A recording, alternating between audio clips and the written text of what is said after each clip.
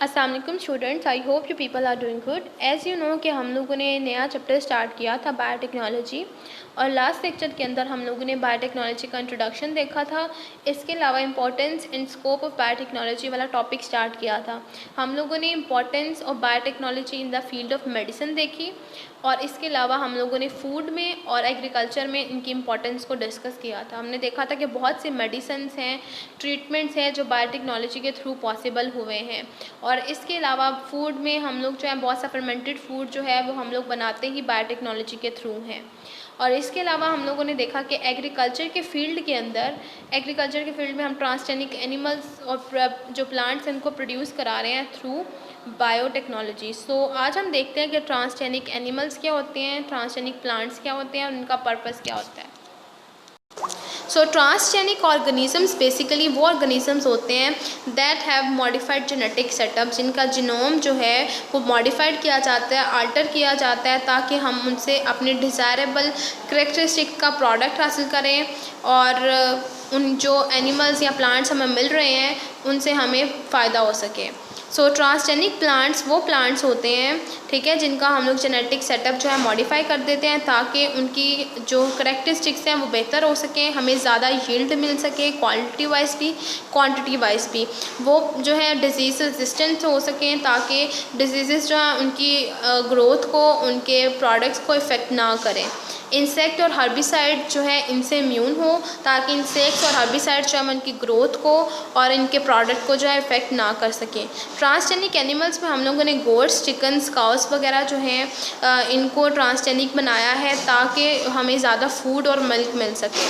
हमारी quality wise और quantity wise दोनों वाइज जो प्रोडक्ट्स हैं हमें बेहतर मिल सके।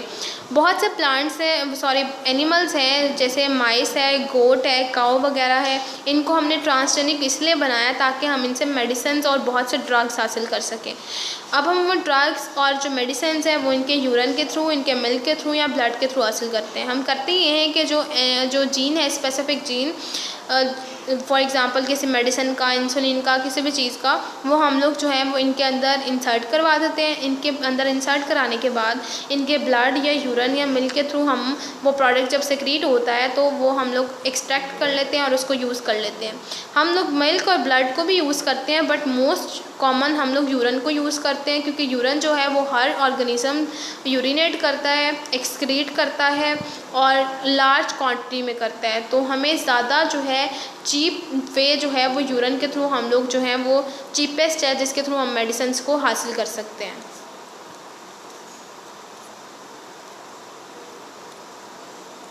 नेक्स्ट हमारे पास है biotechnology and environment. So biotechnology जो है बेसिकली बहुत से इन्वायरमेंटल इश्यूज़ को ट्रीट करने के लिए यूज़ हम करते हैं। फॉर एग्जांपल पोल्यूशन कंट्रोल है, रीन्यूएबल जो रिसोर्सेज हैं उनकी डेवलपमेंट के लिए, हम जो डिग्रेडेड लैंड्स हैं उनकी रिस्टोरेशन के लिए, बायोडाइवर्सिटी को कंजर्व करने के लिए जो है बायोटेक्नोलॉजी को यूज़ करते हैं। बहुत से बैक्टीरियल एंजाइम्स हैं जिनको हम लोग क्या करते हैं, सीवेज वाटर जो होता है उसको प्योरीफाई करने के लिए इस्तेमाल करते हैं। माइक्रोब्स जो हैं वो हम लोगों ने डेवलप कराए हैं जिनको हम यूज़ करते हैं एज बायो पेस्टिसाइड्स। पेस्टिसाइड्स जो है वो पेस्ट को किल करने के लिए यूज़ होते हैं। बायो फर्टिलाइज़र्स जो हैं वो एज अ फर्टिलाइज़र हम यूज़ करते हैं, ठीक है। बायो सेंसर्स हो गए, ठीक है, टेम्परेचर वगैरह को या पॉल्यूशन वगैरह को सेंस करने के लिए बायो सेंसर्स यूज़ होते हैं। इसके अलावा बायो फिल्टर्स भी होते हैं जो क्या करते हैं, जो पॉल्यूशन को जो है कम करते हैं, एनवायरनमेंट से एनवायरनमेंट को जो है वो बेहतर बनाते हैं। इंडस्ट्रीज़ वगैरह के अंदर हम लोग कुछ बैक्टीरियाज जो हैं जिनको हम जेनेटिकली मॉडिफाई करते हैं उनको हम लोगों ने इंडस्ट्रीज़ में रखा हुआ है ताकि वहाँ से सिक्रीट होने वाले केमिकल्स को वो अपने अंदर एब्जॉर्ब कर सकें और उनको रिलीज़ होने से बचा सकें। इस तरह एनवायरनमेंट के अंदर जो है पोल्यूशन को कम किया जा सकता है। Such transgenic organisms are also used for recovery of metals. हम बहुत से मेटल्स की रिकवरी करने के लिए, जो स्पिल्ड ऑयल्स हैं उनको साफ़ करने के लिए और बहुत से दूसरे पर्पसेस के लिए भी हम लोग जो है वो ट्रांसजेनिक ऑर्गेनिजम्स को यूज़ करते हैं। नेक्स्ट टॉपिक है हमारा फर्मेंटेशन। तो सेलुलर रेस्पिरेशन के बारे में हमने क्लास 9th में पढ़ा था कि ग्लूकोज का मॉलिक्यूल जो है वो रिडॉक्स रिएक्शन से पास आउट होता है और एनर्जी रिलीज़ करता है in the form of ATP. तो फर्मेंटेशन वो प्रोसेस है जिसमें क्या होता है, ग्लूकोज की कंप्लीट ऑक्सीडेशन नहीं होती, इनकम्प्लीट ऑक्सीडेशन रिडक्शन होती है, और हमारे पास जो है या तो अल्कोहल बनता है या लैक्टिक एसिड बनता है। फर्मेंटेशन की नॉलेज जो है वो इंसान सेंचुरी से यूज़ कर रहा है और इसको प्योरली केमिकल प्रोसेस कंसीडर किया जाता है। सिंपल इसका फ्लो चार्ट ये है कि ग्लूकोज जो है वो 2 पायरुविक एसिड में कन्वर्ट होता है। मॉलिक्यूल में पायरुविक एसिड को पायरुवेट भी बोल देते हैं, ठीक है। अगर ऑक्सीजन प्रेजेंट है तो एरोबिक रेस्पिरेशन होगी, अगर एब्सेंट है तो फिर फर्मेंटेशन का प्रोसेस होगा। तो फर्मेंटेशन के प्रोसेस को हम 2 में डिवाइड करते हैं, लैक्टिक एसिड फर्मेंटेशन जो कि यूजुअली एनिमल्स में होती है, और दूसरा है हमारे पास अल्कोहलिक फर्मेंटेशन जो कि यीस्ट वगैरह में, प्लांट्स वगैरह में या कुछ बैक्टीरियाज वगैरह में होती है। सो हम बारी बारी अब डिटेल में देखते हैं इनके टाइप्स को और फर्मेंटेशन को। 1857 में Pasteur convinced the all community कि जितनी भी फर्मेंटेशन हो रही है वो ड्यू टू माइक्रोबियल एक्टिविटी हो रही है, माइक्रो ऑर्गेनिजम्स उसमें इन्वॉल्व हैं।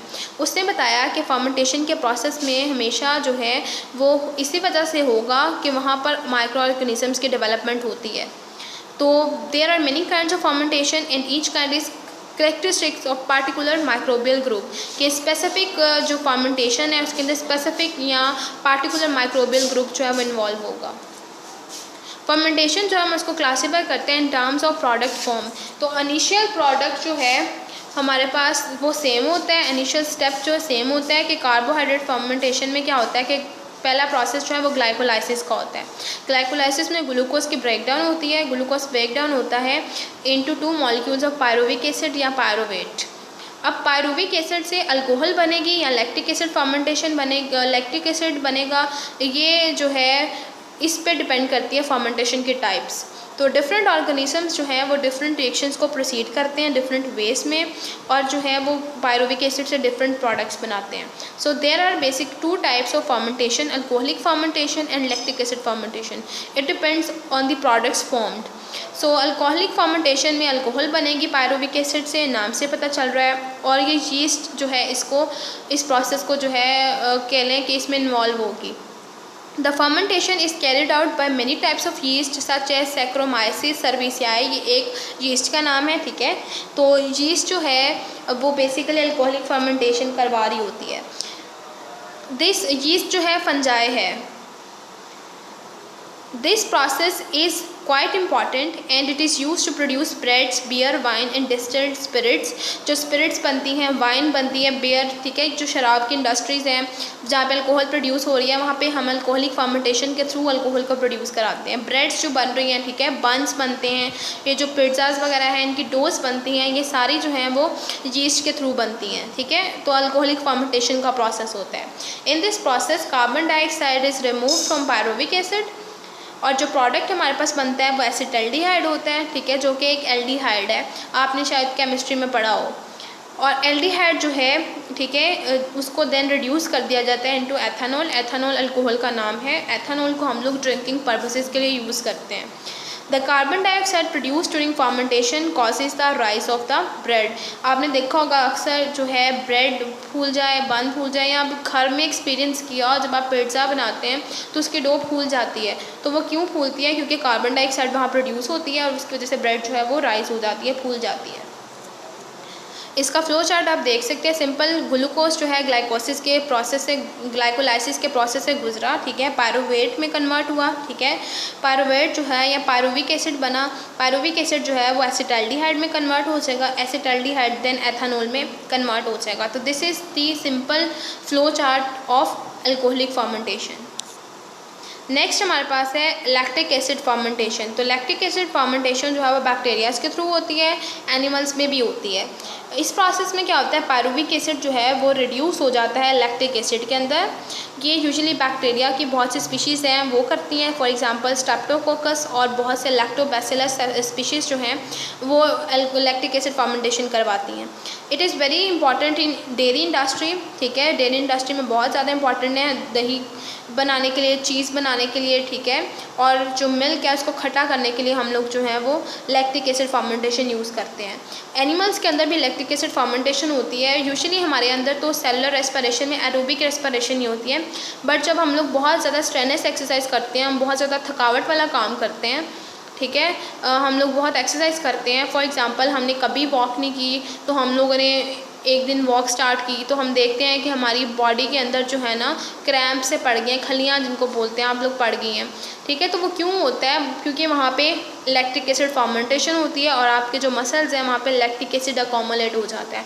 उस लैक्टिक एसिड की वजह से आपको वो जो क्रैम्प से और वो जो खलियाँ से महसूस होती होती हैं। तो यूजुअली इंडस्ट्रीज़ के अंदर हम लोग बैक्टीरियाज़ के थ्रू लैक्टिक एसिड फर्मेंटेशन को करवाते हैं और इस तरह हम लोग जो हैं वो क्या करते हैं, बहुत से डेयरी प्रोडक्ट्स जो हैं इसमें इसको यूज़ करते हैं। सिंपल इसका जो है वो फ्लो चार्ट देखें। ग्लूकोज जो है ग्लाइकोलाइसिस के प्रोसेस से गुजरा तो पायरुवेट बना या पायरुविक एसिड बना। पायरुवेट और पायरुविक एसिड सेम है, इसको कंफ्यूज नहीं करना। पायरुवेट को ही पायरुविक एसिड कहते हैं। तो पायरुवेट जो है वो नेक्स्ट कन्वर्ट हो जाएगा हमारे पास लैक्टेट में, लैक्टेट को ही लैक्टिक एसिड बोलते हैं। तो हम लोगों ने बेसिकली जो प्रोडक्ट बन रहा है एंड प्रोडक्ट की बेस पे डिवाइड कर दिया है फर्मेंटेशन को into alcoholic fermentation and into lactic acid fermentation. I hope कि आपको समझ आया होगा। ये जो टॉपिक्स हैं हम लोगों ने कुछ इनका इंट्रो जो है वो क्लास 9th में भी पढ़ा हुआ है। आई होप कि आपको ये समझ आएगा। फ्लो चार्ट्स को आप अच्छे से कर लें तो आपको कंसेप्ट क्लियर हो जाएगा। बाकी आप डेफिनेशंस जो हैं वो बुक वगैरह से देख सकते हैं।